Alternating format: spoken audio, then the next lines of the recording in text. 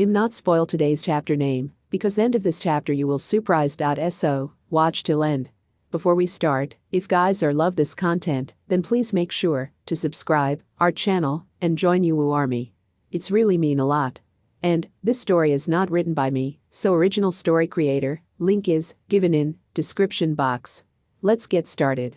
The sun shined down on Team 7, Zabuza, and Goku as they made their journey back to the Hidden Leaf Village. The group walked in silence and the only sounds that were heard was from nature itself. Goku was relaxed as he inhaled the smell of the flowers around him, and the nice cool breeze blew through his spiky locks of hair. Even though the full-blooded Saiyan was at peace, his mind still drifted to when he tried to transform into a Super Saiyan. He did it the same way he always did, but something went wrong. Goku just didn't know what it was yet.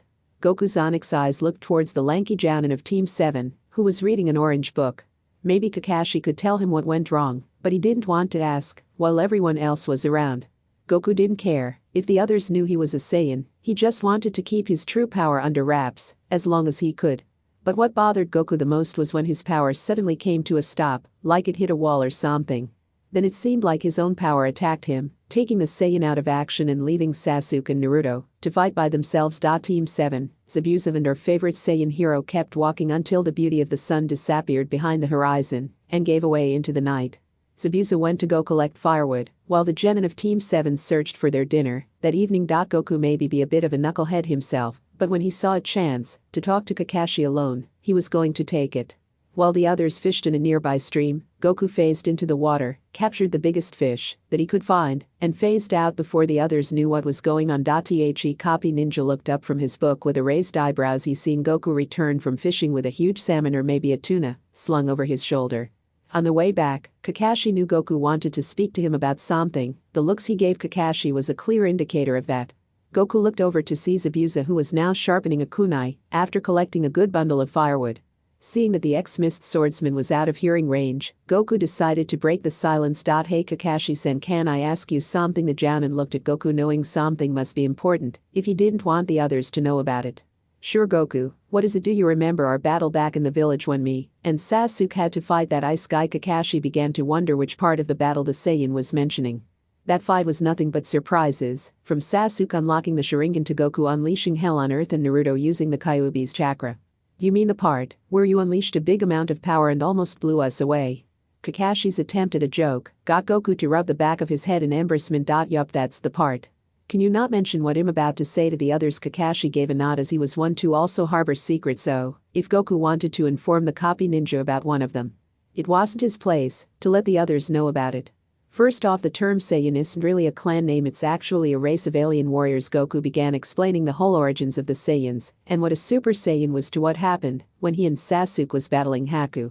By the end of the story, on the outside Kakashi appeared to be calm, but on the inside he was shocked as hell to find out this kind of information. Is this the first time that's happened?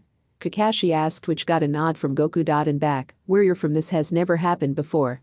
Goku once again nodded, while the student of the fourth actually had to ponder what happened to the Saiyan war. Nope, when I first transformed into a Super Saiyan, it was after an evil tyrant named Frieza killed my best friend Krillin. Kakashi glanced towards Goku before an idea came to the Jounin's mind. 1747 Goku, take off your guy top. I think there might be a seal on your stomach that might be cutting you off from your transformation. Goku did as instructed and then began to power up. The ground underneath Goku buckled from the sheer force that he was exerting. Not long a golden aura surrounded Goku like a fire. Then the seal appeared on the Saiyan's abdomen. Goku felt his power once again slam into an unknown barrier before it bounced back at him, causing the Saiyan to grit his teeth as pain ran through each nerve and muscle. Goku began to fall, but Kakashi catched him before he could hit the ground. After getting the wobbly feelings out of his legs, Goku stood up and put his guy top on. Yup, there is definitely a seal on your body, Goku, but why would there be a seal on me? Asked the Saiyan. I think it had something to do with you crossing over into our world, Goku, but the sad thing is I have not the knowledge or the required power to help break it. Goku gained a sad look, because what if he needed his Super Saiyan power, and if he couldn't access it, he would be screwed. But there is someone back in Konoha who might be able to help you with your problem. Who might that be? Goku's eyes changed from sad to hopeful. There's the Hokage, of course, then there's Tsunade, but sadly she's nowhere to be found, and Jiraiya hasn't been seen for a while either. So for now your best hope would be Sendame-sama. Goku raised an eyebrow, while Kakashi produced a small sweat drop. Look, out of those three, Jiraiya would be your best, since he knows more about seals, but the others aren't amateurs when it comes to them either. I think it's possible for you too as well. Goku scratched his head before asking what he meant. He means that you should try reliving the same situation that made you transform and throwing a shit ton of power behind it as well, a voice said.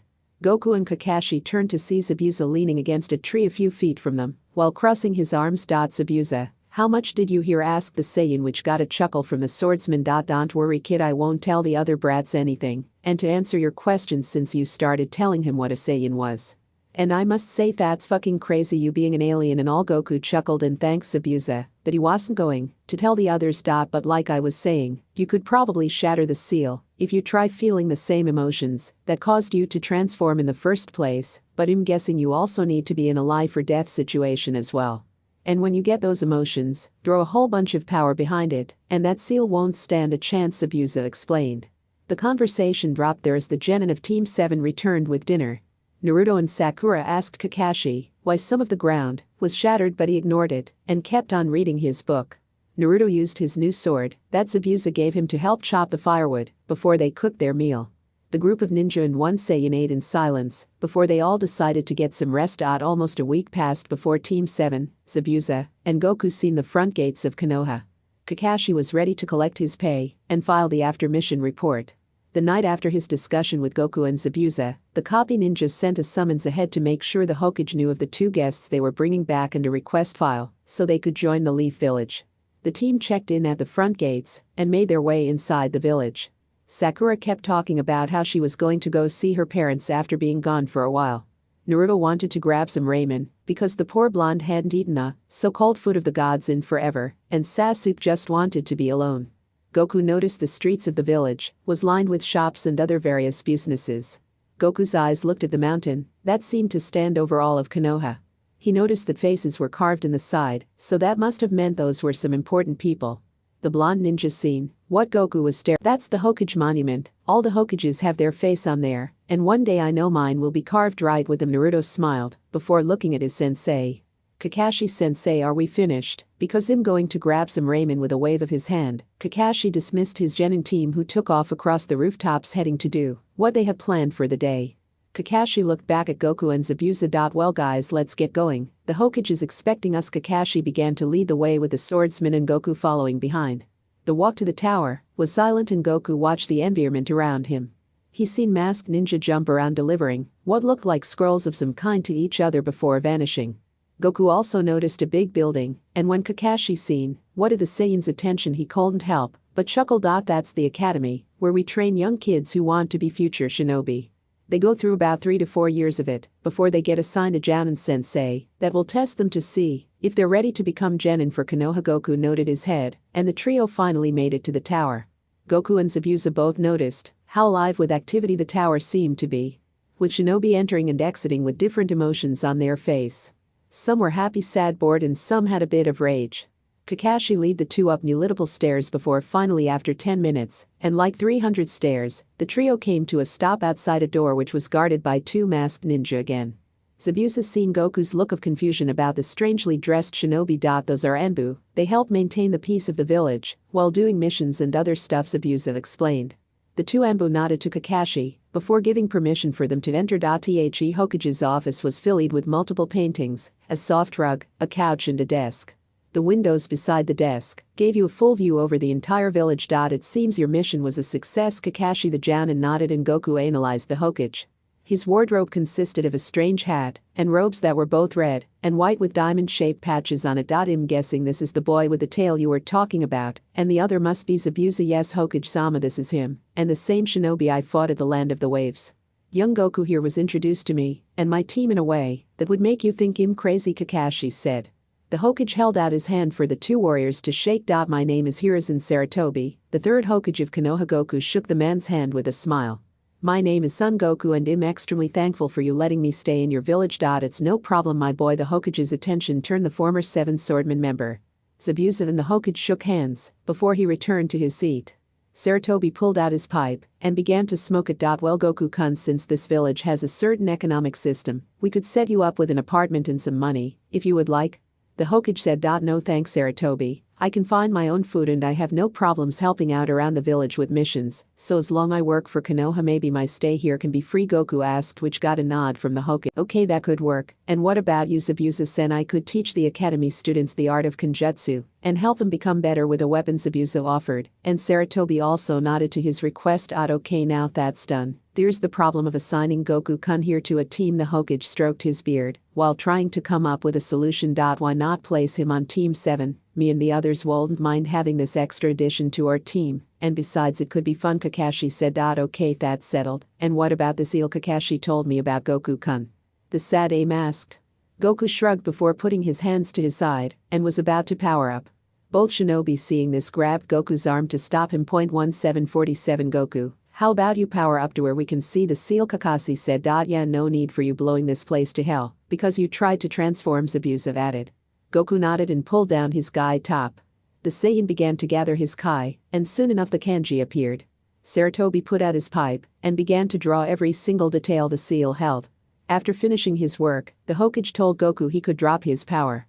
Goku released his energy and the kanji disappeared with it. I will begin to study the seal, and Goku-kun, take this here I-8 with you, so others will recognize you as a shinobi for Konoha. Goku took the headband from the third and tied it around his right bicep. Zabuza was given a similar one and tied it around his head. Also, Goku-kun, make sure to hide your tail, don't want people seeing it and having a panic attack. Goku nodded, and his tail went around his waist like a belt. The Hokage then dismissed the trio. After leaving the tower, Kakashi gave them the peace sign before vanishing in a swirl of leaves. Goku turned his head towards Zabuza. Hey Zabuza, want to go get some training done? Goku asked. Sure kid. After asking around, the duo was given directions to a training area on Konoha's outskirts. The training field consisted of multiple trees and a river stream. Right behind, two newly Konoha shinobi arrived and began to stretch. After stretching, Goku took his martial arts stance while Zabuza whipped out a kunai. The two grinned at each other, while Goku guessed Zabuza was grinning since the bandages around his mouth curved upwards. Both warriors charged the other, fists cocked back and ready to battle. The sound of footsteps, walking and voices could be heard approaching the same training field, but both the Saiyan and Swordman was too busy trading fists to notice. Ready Akamaru, to get some serious training done. A bark was his only response. The male had red markings on his cheek with slitted eyes and some sharper than normal fangs. He wore a jacket with fur around the collar, and a small white puppy dog sat on his head. Following behind the male was another boy his age with a high-collared jacket and wore glasses. And next to him was a girl with a jacket on, short blue hair and lavender eyes.